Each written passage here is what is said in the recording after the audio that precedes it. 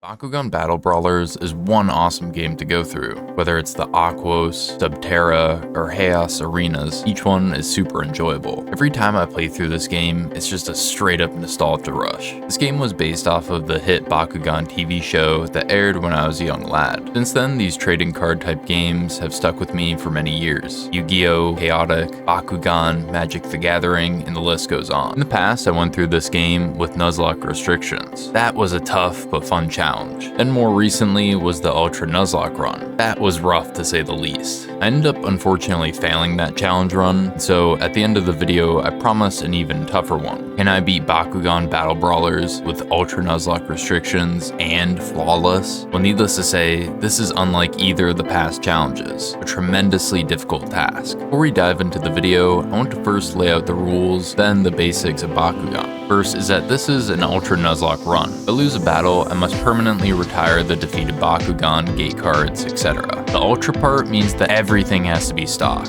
No upgrading Bakugan's G-Power, Endurance, or Speed. Flawless. No battles can be lost. While this does conflict with the Nuzlocke part, not the Ultra, things ultimately will be tougher. Think of this as every opponent having a Doom card like Masquerade. Gate cards and ability cards are impacted by the run, but as mentioned earlier, if I do lose a match, I'm just going right back to the beginning. Must beat the entire game for multiple tournaments and enemies to take down, so we will have to conquer them all. Certain sections of the game have the player engage in a 2v2 tag team battle. During this fight and others that I'm not involved in, as in the case of the 4-way Subterra battles, will not be counted for the outcome. If Dan ends up losing a battle, well, tough luck, as there's literally nothing I can do to sway the outcome. If an opponent double stands, this is not counted against the run, as I am not engaging in a battle. Glitches and or exploits are allowed, so watch me cheese some things. This can include double stands, you purposefully miss in order to avoid a card effect or a special throw that the final boss uses. There were plenty of times where these were really useful in using. This video I wanted to do for a few reasons, mostly to challenge myself in a more extreme way than the other two runs, but also as a thank you to all who came to support me. On YouTube and Instagram, these Bakugan videos really popped off. I was happy to see people enjoying it and reading all the nostalgic comments. I'm forever grateful to each and every one of you. Thank you guys, y'all rock. Check out the other two Bakugan challenge runs after watching this video. Make sure to smash the like button, comment, and subscribe to help support me in the channel. Hit the bell icon to be notified when I post. Now, let's get into the video.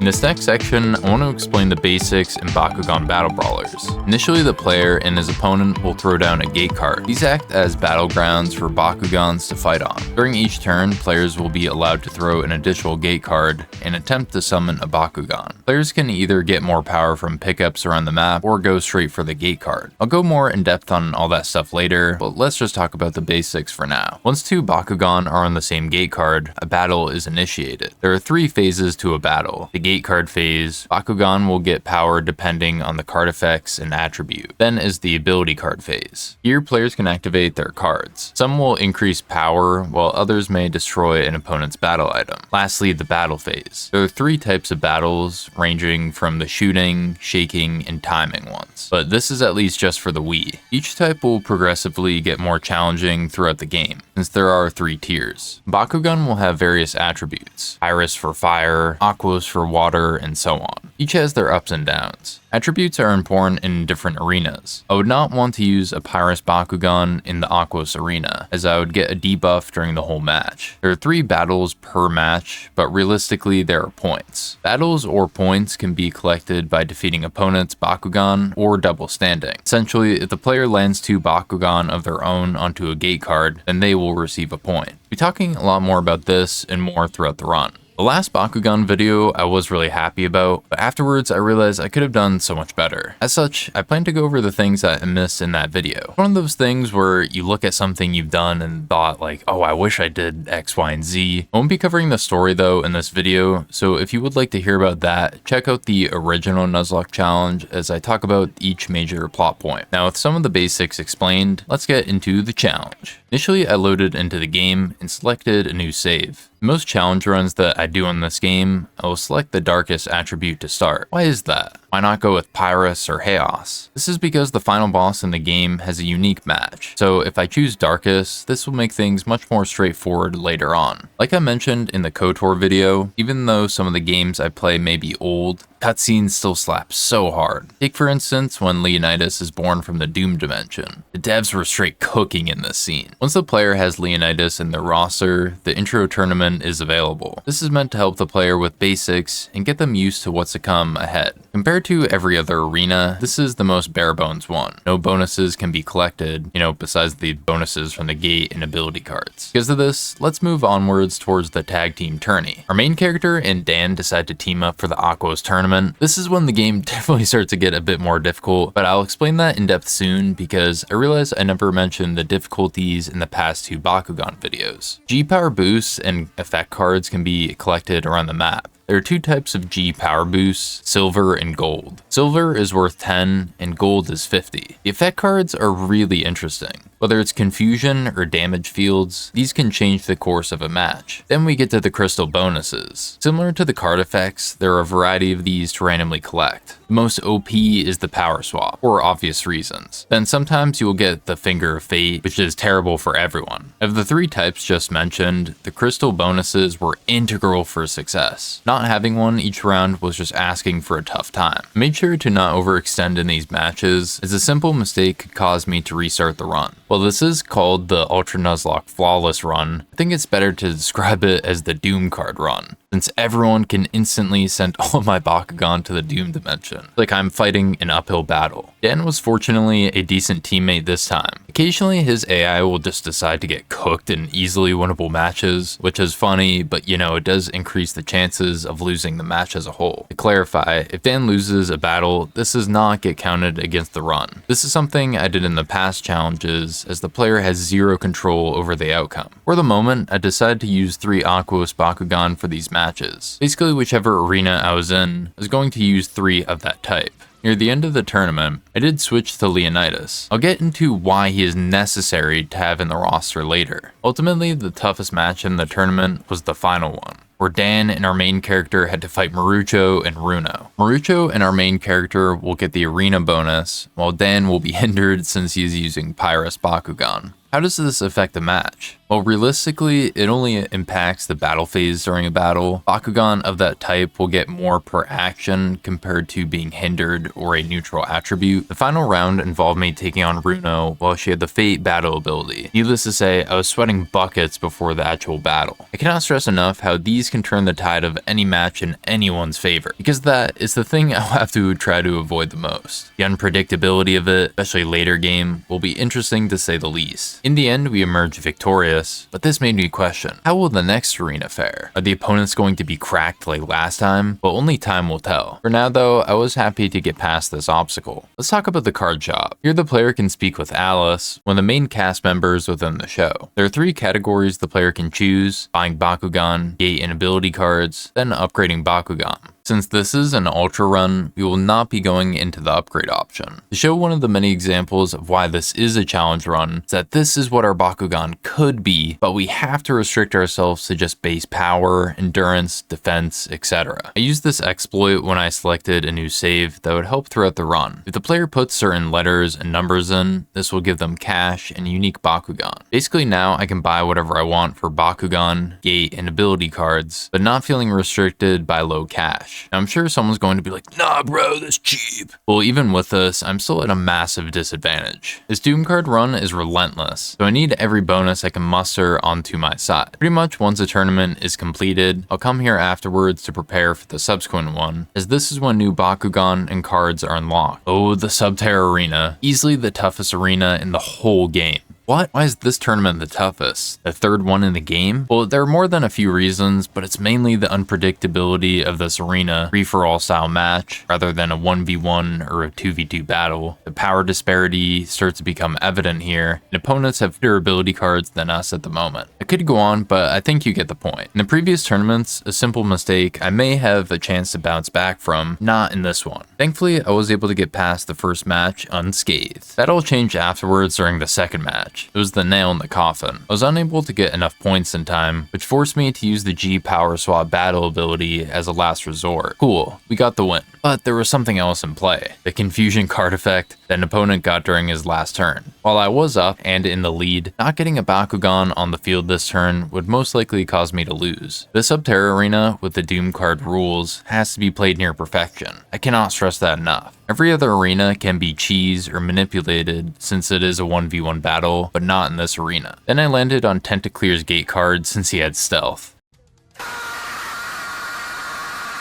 Yeah, in my head, I knew I was cooked. I did try, as I didn't want to roll over, but yeah, I did get the loss. The following day, I started the run anew, this time with a revised strategy and some extra confidence. Fortunately, I had a few of you guys in the chat rooting me on, so I was very thankful. If you're interested in checking out challenge runs like this, live, click the link below to be brought to my Twitch page. I stream regularly, doing challenges, first playthroughs, and 100% trophy runs. Or maybe you'd rather say on YouTube. On the VODs channel, I post those challenges and more. It's been awesome to see everyone enjoying the content over there, Instagram, Facebook, and beyond. While we are at this point, you might as well click the like button and comment down below your favorite Bakugan. I know for me that Grim Reaper Bakugan always fascinated me as a kid. Even to this day is super cool. Now let's get into the second attempt. Like before, I went through the start of the game, getting Leonidas, and finishing the intro tournament. This is a good point for me to discuss some things that I should have mentioned in the last two Bakugan videos. Now, I did talk about the confusion effect really only affecting me, but I want to show a much better example of how the NPCs can just really they're cracked when this effect is on them. It's to an absurd degree, especially later on in the Pyrus and Chaos arenas. It's just what? How can you see what you're doing?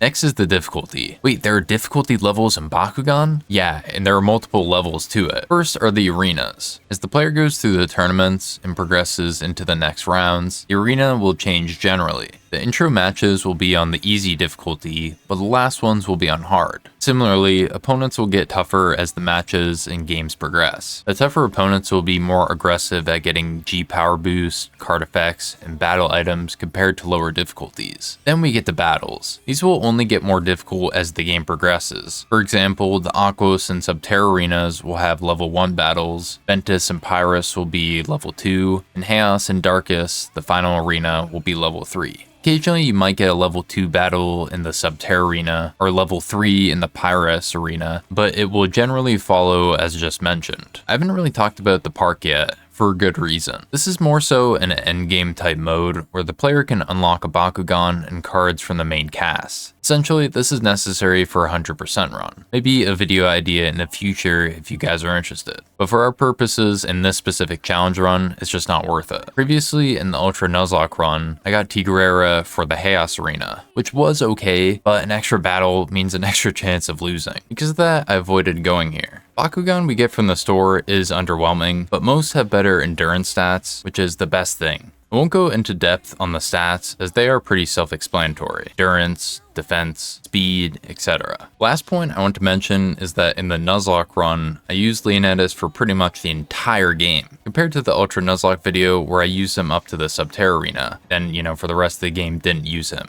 Not using him I found to be very hindering, as he basically gives you one free battle win. As long as you have the gate card, which doubles Leonidas' G power, alongside that ability card meant for him, it will easily bring him up to 700 power. This is without roaming for power-ups and crystal bonuses. Getting back to the Subterra arena, specifically that match where I failed last time, I felt more confident than ever. This was reinforced after the first win. Things were playing out normally until... No. Wait. She decided to just activate all of her ability cards on an already souped up Bakugan, so yeah, that's another attempt, ended just like that. While I was really close, it was a shaking battle level 1, which only lasts 10 seconds, compared to levels 2 and 3, which are 15 seconds I believe. By the third attempt, I was truly feeling the weight of the Doom card challenge run. At any point, the run could be over in an instant, but the biggest obstacle clearly being the Subterra arena, so I really need to revise my strategy there. Each attempt, I did play things slightly differently, but this one in particular, I wanted to find 3 key combos that would almost decrease success. What do I mean by that? I mentioned that Leonidas, without going for bonuses on the field, can easily get up to 700 plus power. That is just one example, and the strongest option we have at our disposal, but I found that the other 2 Bakugan were really RNG dependent. Because of this, I want to find a way that I could use the Bronze Gate cards for one single Bakugan for the other 2 ability cards. The Bronze Gate cards, similar to the gold ones, can greatly impact a run, whether it's reducing the power of the first Bakugan that landed on the card, or swapping the power levels. These are great to have. They say that the 3rd time is a charm. Well, this run was the perfect example of that. I eventually got back to the same Subterra match I was having a lot of trouble with. Initially, I threw out Falconeer instead of Leonidas, which ended up working out well, resulting in the win. I did make Klaus use all of his ability cards, so I will try to target him in the future. Leonidas I used next, and once again, it was an easy win. The last point I was the most stressed about, as I did have my weakest Bakugan out on the field. Klaus could have easily prevented me from getting the point, but ultimately I double-standed, resulting in the win. Whew! That was fun, but extremely stressful. This was a tipping point for sure, but we still have one more match to go here. During the final round of the Subterra tournament, the player has to battle Marucho, Bruno, and Julie. Compared to the other rounds, the AI is on normal difficulty, so things are slightly harder. Fortunately, I got the G power swap on the first go and knew immediately that the first battle was in the bag. I was able to double stand before I engage in a battle, as I wanted to play things as safe as possible. This would allow me to keep the power swap and avoid any unnecessary risks. Yeah, that was terrifying. She could have easily ended the run just like that. Thankfully, the AI was not using all of its computing power. In the end, I got the dub. That was one fun but hectic match. Oh, it's not over yet. While we did beat the tournament, this is when the main bad guy of the game, Marduk, shows himself, with his Bakugan Vladitor. There is another bad guy in the game, but takes more so a backseat compared to Marduk. Marduk is on hard difficulty, and the arena is on normal, compared to before which it was on easy. The first round, I was able to secure a double stand on his gate card when he missed his initial shot. Yeah, even though he may be on hard difficulty, he will still occasionally miss. He double standed, so I had to retaliate with another double stand. Clearly, this is a very, very exhilarating match. Sarcasm aside, this final battle was going to determine it all. Whether I walked away with a win, lots of cash, and ready for the next tournament, or sent back to the very beginning to start the run anew. With some skill and a bit of luck, I was able to secure the win. That was the biggest obstacle of the whole run so far, but we are far from completing the challenge. The Chaos Arena is going to be insane to say the least. After some time, we get to the Ventus, then the Pyrus Arenas. Around this point, I had acquired some great ability cards and added new Bakugan to my roster. From Ventus onwards, the matches go back to the standard 1v1 format. Thank God, because now I'm able to really cheese my way through each win. I'll be talking about these 2 arenas together with a few noteworthy mentions, as it basically plays out the same, and I was able to beat both tournaments without any battles lost. I did mention this earlier, but to reiterate, if you're interested in these matches that I'm not showing, check out the Voz channel to see all of it and more. The great thing about 1v1 matches is that even with a massive power disparity and all the hindrances of this run, we are able to cheese them with ease. G Power Swap is now available as a gate card, which in turn guarantees you the win. I found playing this card first in the match worked great. It forces your opponent to use all of their ability cards to supplement the differences. Compared to the Subterra, the Ventus and Pyrus Arenas are a lot more forgiving and easier to combo power-ups in my opinion. At the end of the Ventus tournament, once Shun is defeated, Masquerade, the second bad guy of the game, shows himself. Similar to the Marduk fight, his AI was tuned to the hardest difficulty, and the arena was changed to normal. I made sure to play cautiously, yet take openings when they presented themselves. Even though Alice, aka Masquerade, may seem challenging, at this point we have plenty of great ability cards and gate cards, alongside Bakugan. Ultimately, Masquerade didn't stand a chance. The Pyrus Arena played out very similar to the Ventus. May have had a few close calls during this, such as another instance where the opponent really should have used their Dark Void ability card to cancel out my battle ability. Nonetheless, I was happy to get past another round. Dan was the final opponent in this tourney. I would say that he was challenging, but realistically, he was a walk in the park. In the end, we received a large chunk of cash as a reward. Because we had beaten the Ventus and Pyrus tournaments, we are able to register and compete in the Chaos competition. While Subterra easily takes the toughest arena in this challenge and the game as a whole, the Chaos is a close second. Opponents will have souped up versions of their Bakugan with insane ability cards. For instance, if they are using their souped up Bakugan, they can get an easy plus 400 G power with just one card. Leonidas is not going to be useful here, as he would actually be hindering. That's strangely why the beginning of this tournament is the toughest, as at the end the player battles Masquerade at the semifinals, and Marduk as the final match. Because they both use Darkest Bakugan, it will hinder them.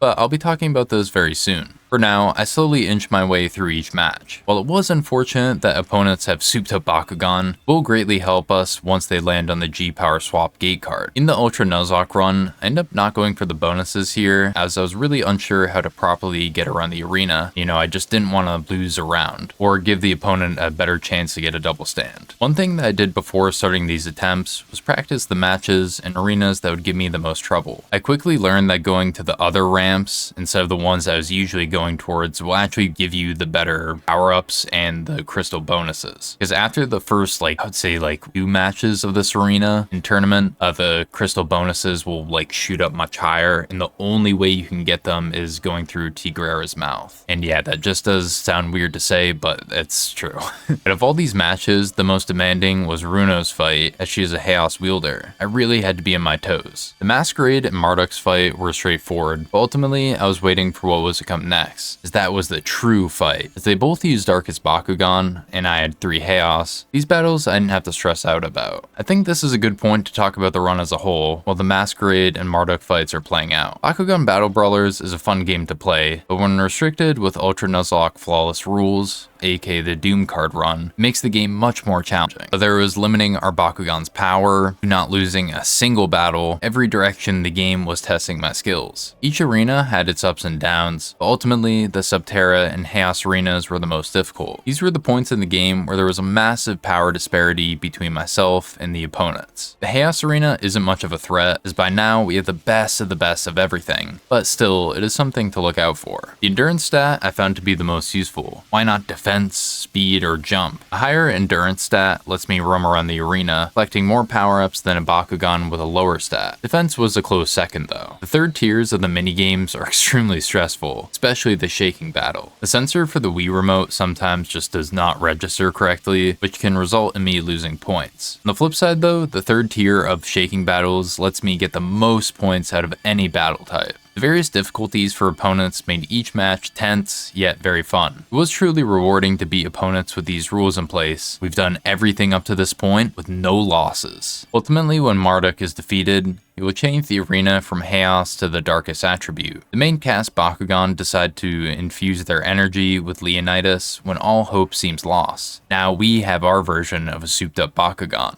This final match is unlike anything in the game. Marduk and I have 1 Bakugan, only 1 gate card can be on the field at a time, double stands are not allowed. I used this exploit throughout the run, but this is the best time to use it. Initially I went for the crystal bonus and got the take advantage battle ability, which is useless in this fight, as you will see very shortly. Because of this, and what Marduk does next, I like to purposefully miss. Battle Axe Vladitor, when he stands, will absorb some of Leonidas' strength into himself. This is something that I would like to avoid. It also gave me the chance to get another roll at the crystal bonuses. Then Omega Leonidas engage in his first battle. I have to say that all the animations for each of the Bakugan spawning in go so hard. I was able to get him to use all of his ability cards in the first round. This basically guaranteed the win, but anything could happen, so I was still a bit worried. Each round tested my movement skills, as I had to get at least 200 G power if I was going to be somewhat close to Vladitor's power level. Patience, precision, and perseverance, I made it through Marduk's fight. In the end, I was able to beat Bakugan Battle Brawlers without losing a single battle. The Doom card run is officially completed. This was huge, and I was so hyped afterwards. The chat was going wild on Twitch. Thank you to everyone who came out to the streams, and for you, the viewer now, for watching this video. I really enjoyed coming back to these games and recapturing just a glimpse of what those happy memories were like from when I was a young lad. The last Bakugan challenge I ended up failing, which resulted in me promising to come back. This was the challenge that I offered. It ended up taking 3 attempts attempts to complete the run was roughly 4.5 hours. I'd be interested to see you guys trying this challenge, and others I post. How many attempts did it take you? What was your strategy? Etc. Be fun to hear your stories. I think in the future I will be doing another challenge on this game. Then afterwards I would like to open up the 360 again and attempt some Ultra-Nuzlocke runs on Most Wanted. Let me know down below your thoughts, but I'm most likely going to try the starting 3 Bakugan only. Final thing that I want to talk about in this video is the music. I've touched upon it in each of my videos, but I really want to show some appreciation to the people that worked on this. Each arena has their own themes, and certain battles have custom music. My favorite being the Marduk fight in the darkest arenas. Aakash was a close second. Then, you know, there's all the intros for the battles. It's just, oh, it's so cool. But let's some of them play out now.